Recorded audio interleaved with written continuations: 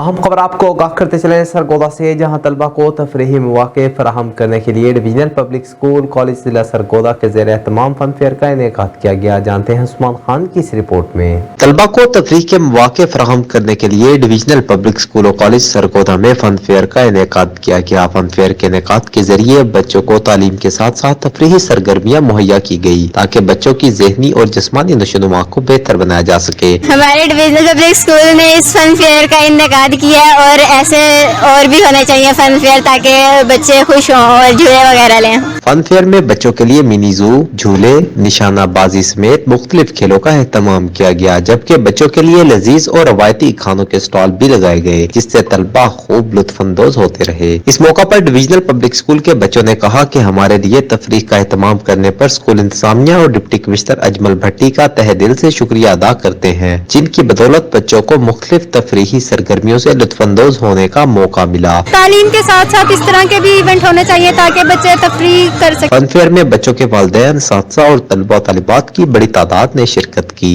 Usman Khan, big news, Sargodha.